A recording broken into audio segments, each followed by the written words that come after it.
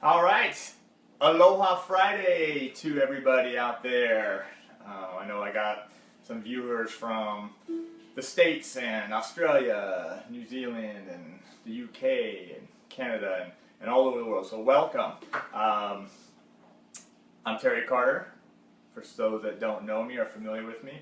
And we're going to talk a little bit today about the differences between the soprano, tenor, and the baritone guitar, ukulele, excuse me, and also some of the parts of the ukulele. So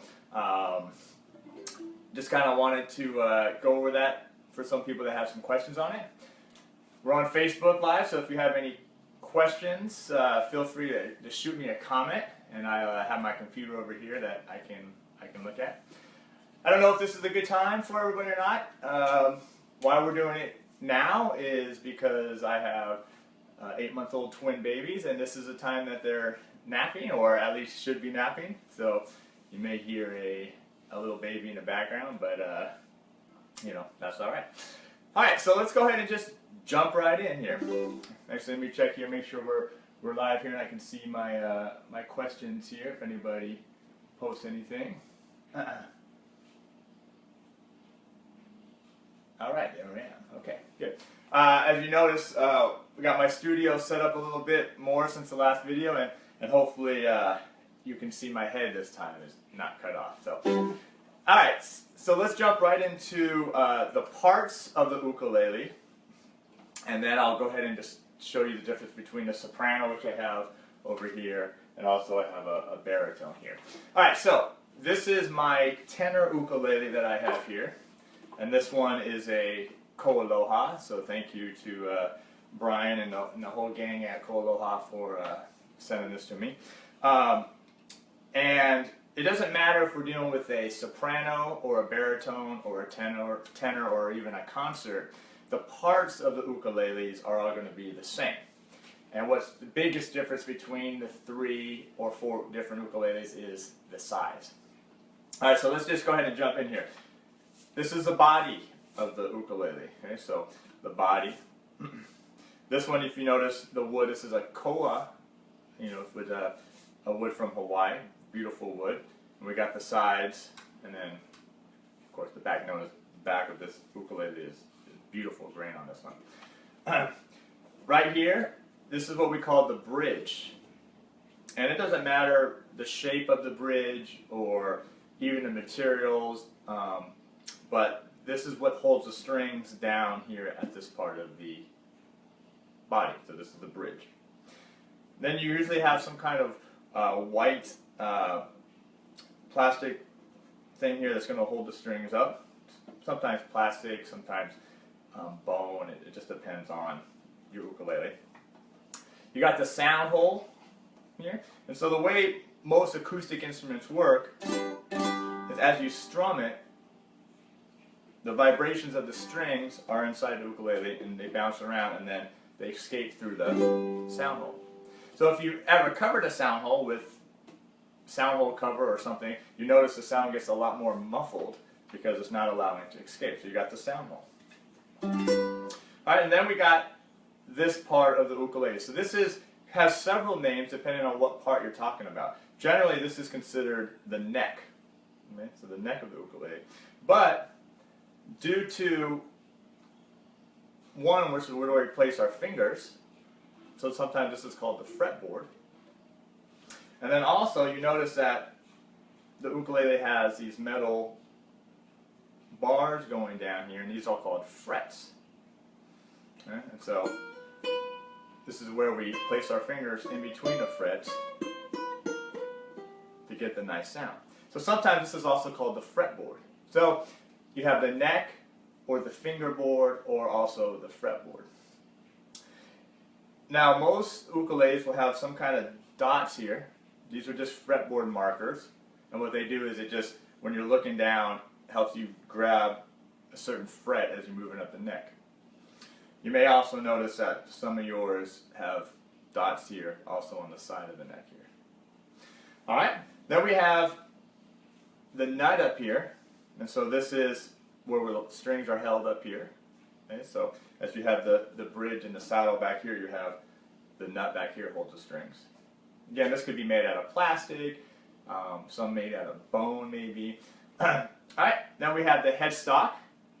And so you notice that most ukulele companies have a specific shape of their headstock, and that helps distinguish their look. This is a Ko-Aloha one, which I think is actually pretty cool.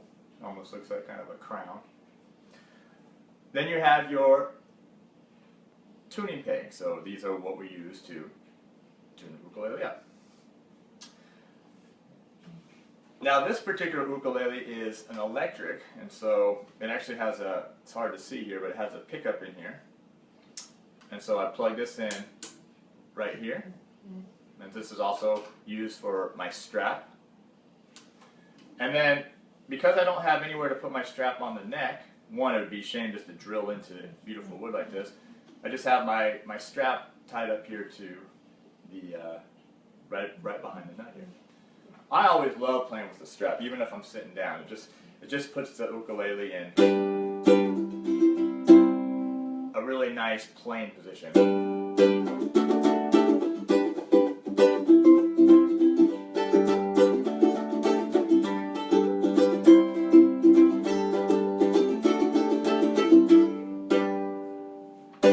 Alright, so that's basically it. I mean, there's not a whole lot to the ukulele, so it's a fairly simple instrument, which is actually pretty cool. Alright, so now we have 3 different ukuleles I want to talk about today. The soprano, the tenor, and the baritone. Alright, so as mentioned, this one is our tenor. Let me just check to see how we're doing over here. Alright, we're good. So this is the tenor, and I'm just going to show them to you, and then we'll go over each one. Then we got the baritone, and then we got the soprano. Okay, so notice the difference in size is really the biggest difference between all these different ukuleles. So, and the size makes a difference in how it sounds. Right?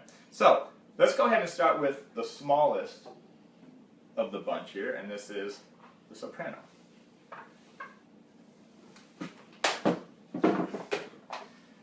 Now this soprano was actually my son's, and really good friend of ours, Ryan Cabra, shout out to Ryan and his family, sent my son this one, and then also a matching pink one for my daughter. So, so that's hanging in the baby room, so I had hijacked it for this particular video.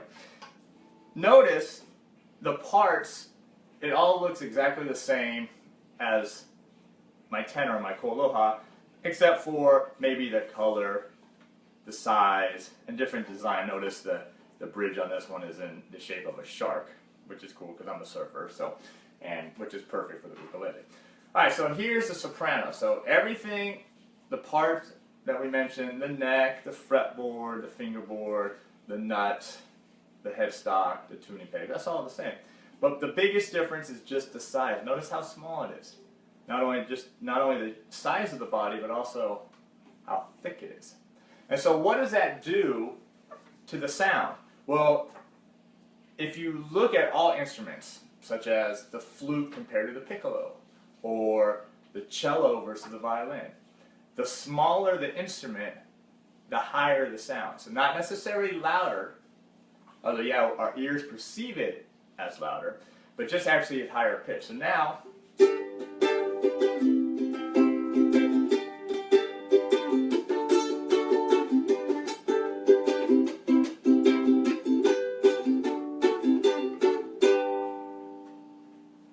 so I play the same chords that I played on the tenor, and notice the sound of it. It's a lot.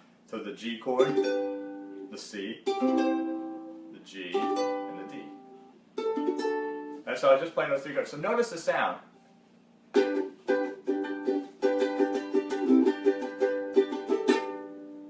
It's not as round, it's not as big sounding, but it is higher pitched.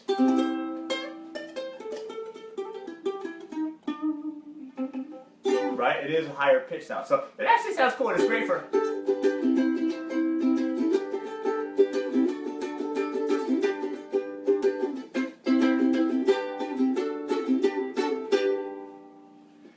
cool for just strumming. Okay? It's a little bit smaller, so it's a little bit harder to play a lot of individual notes, especially for someone like me who has fairly big hands, but it's still possible to play. All right, one other thing I want to just briefly go over is the strings of each one of the 3 ukuleles I have. So this one, the soprano, is tuned like most of the ukuleles. So it's an A for your first string, E for your second string, C for your third string, and now G for your fourth string. Now this one is tuned with a high G here on the fourth string. So notice, oh, it goes up high. So we have a bass string here, right? So we have thinner, so higher pitched, lower bass string, lower bass string, and then all of a sudden when we get to this, that jumps up, right? So this is considered a high G.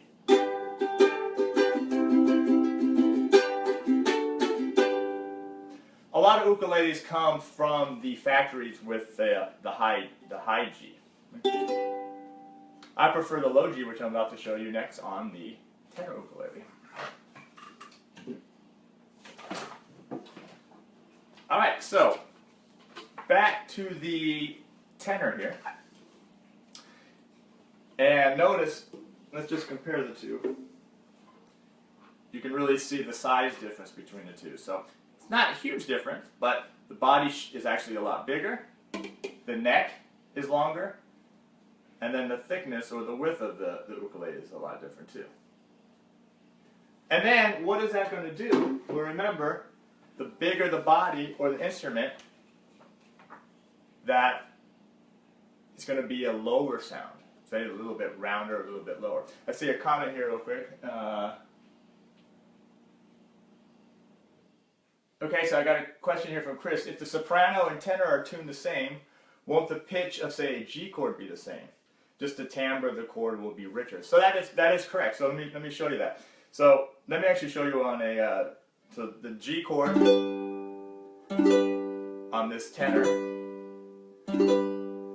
versus the G chord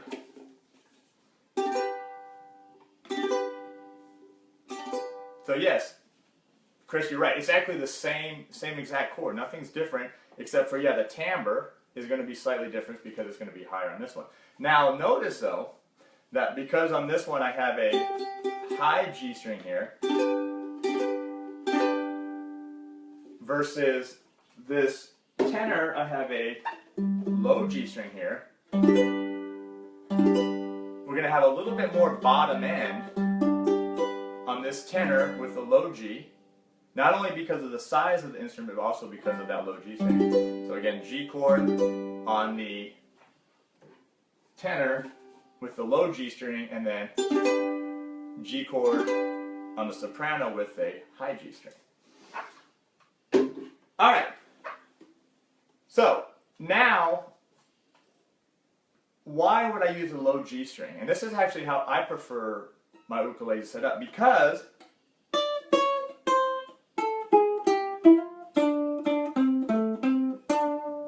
now it gives me an extra bass string to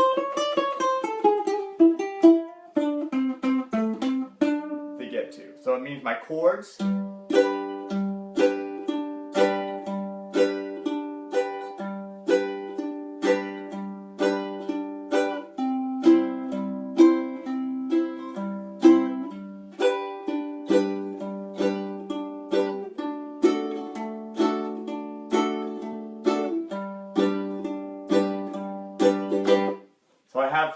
just some nice bass sound. So that's what I prefer, because it gives me some more options, gives me some options for the bass, and it just produces kind of a nice warmer sound. So now let me play that same progression I played earlier, to G to C and G to D.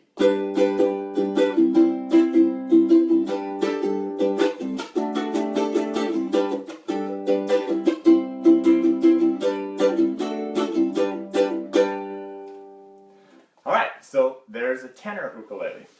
All right, now I'm going to grab my baritone.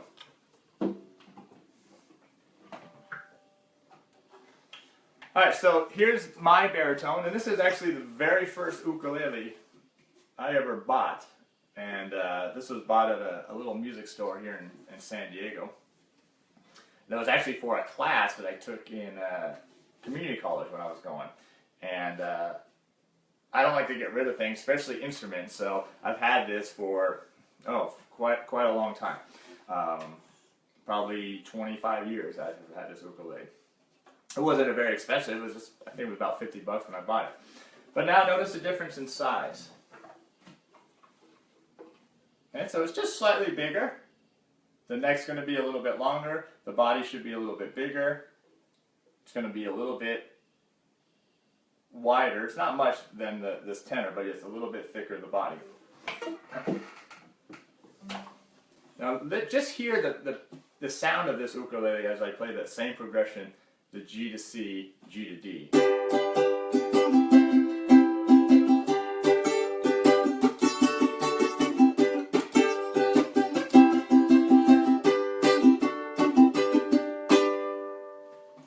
So, notice the sound, because of the bigger instrument, it's a little bit of a richer and deeper sound.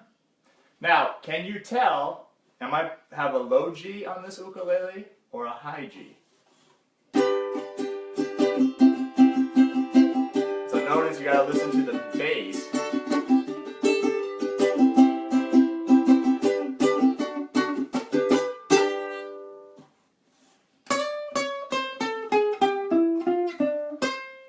I gave it away right there, right? So this one has also a high G on it. Alright, so let's talk about the tuning of this one. This one can be the same as other ukuleles, and a matter of fact, this one is tuned the same. Or we can have a different tuning. So this one, I just have it set up exactly like my other ukuleles, which is just the A string here in the first string, E, C, and then G, and again this is a high G. Now, a lot of baritones, and I'm gonna switch this one out. I didn't have time to do it before the video today, but a lot of baritones can also be tuned this way. E here at the bottom, B, G, and then D. And then for any of the guitar players that we have out there, that's just the first four strings of the guitar. So E, B, G, and D. So baritone tuning, or the baritone, is a great instrument for guitar players to jump into because they don't have to necessarily learn a new tuning like most other of the ukuleles. But as I mentioned, this one I just have tuned the same because this is usually my beach ukulele, and I like to jam this one out in standard ukulele tuning.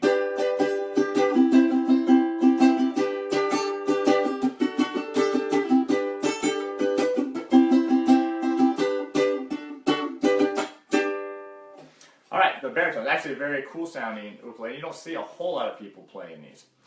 Now, I want one last thing here before we go. And I see Chris commented on the low G string on the baritone, and it was a high G string. Okay, so I have another question here. Am I using wound G strings because they sound well balanced? So these are not wound. None of these are wound on my tenor. These are all just all nylon. Now this one, that was a very good catch, Chris, on this one. So on this one, yes, actually the C, or the third string, is a wound.